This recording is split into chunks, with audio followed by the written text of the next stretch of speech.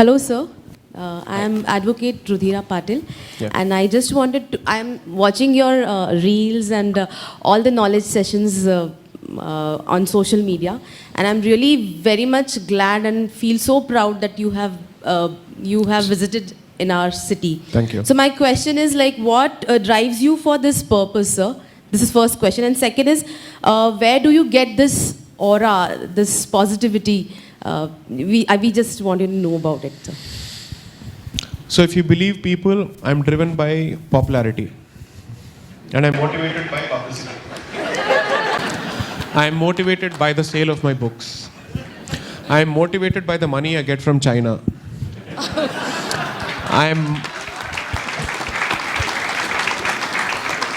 I'm motivated by certain lawyers from the Congress who apparently were my mentors.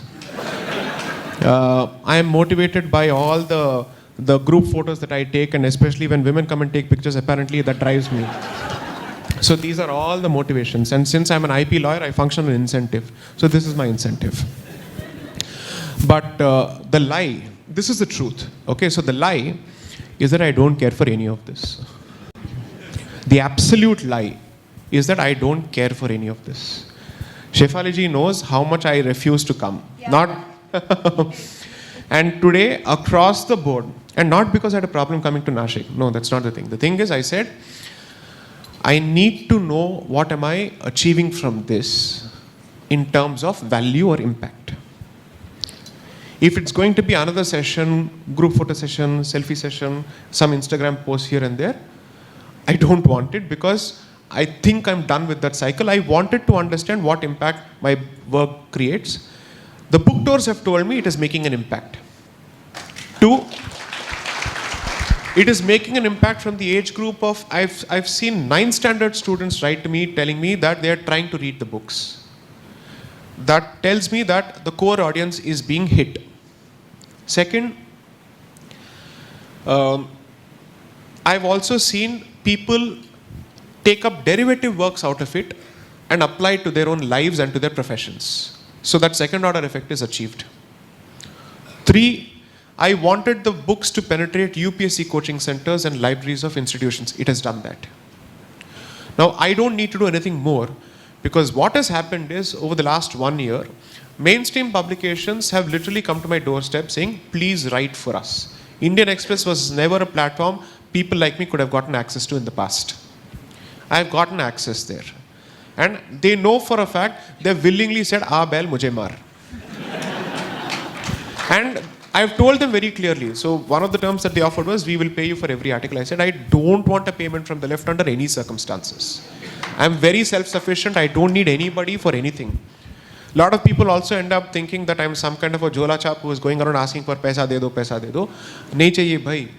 I have no reason for it at all. If Hindu code was not there, we would have been allowed to marry 3 people. I have the resources to marry 3 people and maintain them. So I don't want it. I'm abundantly clear about the fact that I have no need for money from anybody at all because it's an insult to a practicing lawyer to offer money. I'm very good at what I do. My professional ego is supreme. I don't need anything from anyone. So the reason why I'm being hyper selective about these activities and why I think it's important is that as much as there is cause for positivity, there is equally a growing challenge. And I'm very clear about the fact that I can communicate some things in the manner that they need to be communicated without getting into trouble. I know the thin red line, and I know how to walk on that line. It's a matter of nature and nurture, both. So I know exactly how to do that. And when people like me speak or people like Vishnu speak, it gives confidence to youngsters, saying that he is not some old man who has nothing to lose who is talking about this. These people have actually put everything on the line. 2, I am not making any sacrifice whatsoever. Not one bit, except on my sleep and family time to some extent. But even that I have significantly cut down. Across the board, organizers know they will get a standard message from me because thanks to autocorrect, it knows what exactly I have to say. I say, Namaste, thank you for your kind invitation. However, I'm extremely occupied with my packed practice schedule and the writing schedule of the 3rd book. I will not be available until, initially it was February, now it has moved to April. That's it. They know they'll get a standard refusal now. Because if I don't see value in that engagement, I will not. The reason I have come here is for two reasons. Trayambakeshwar is here. Okay? And second,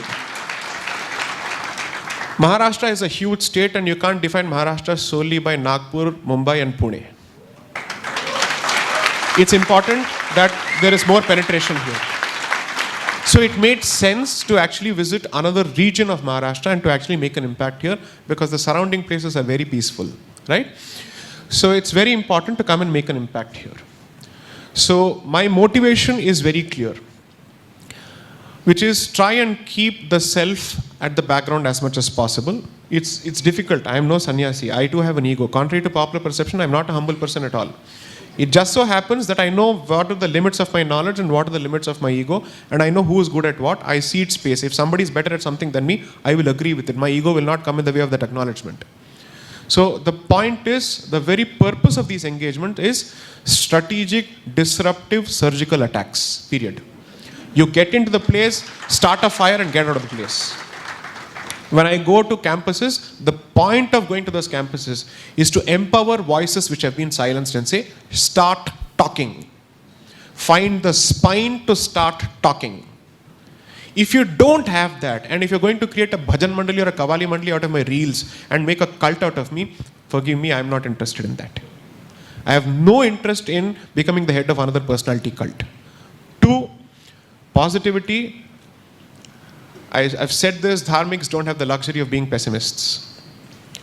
If this is the bottom of the bell curve, यहाँ से ऊपर ही जा सकते हैं और कहाँ जा सकते हैं, इससे बदतर कैसे हल हो सकता है? According to me, a verse of the 1947, क्योंकि तब तो एटलीस्ट आपके हाथ में तलवार हो सकता था, आप बात भी कर सकते हैं. अब आप ना बात कर सकते हैं ना आपके हाथ में तलवार हो सकता है. If people believe that the reality of 47 has changed, it's just an ongoing, let's say, reality, except its Ruprekha has changed. And the labels have changed. I've said this before, we don't need to believe in violence, but we certainly need to believe in the use of deterrent force and protect yourself. How many examples do you want across the country where the state has proved to be absolutely napunsak and impotent in protecting Hindus? So, this is no more an academic discussion. It is not a post-dinner katha kalakshepam. It's not. It's not a harikatha in a temple. Unfortunately, I hope harikathas in temple take up these issues. I hope that happens. So, I genuinely believe that it is imperative for people to speak. I'm not saying I'm here with some kind of messianic belief, but one of the very clear reasons, apart from other reasons for making the transition from engineering to law, was to make these serious disruptive public interventions. And so I will not give it up. I will just ask myself three questions. Is it coming at the expense of my professional time? Is it coming at the expense of my health? My family has compromised enough, and therefore how do I strike a balance? And four, is the platform deserving of it, or does the platform deserve my support?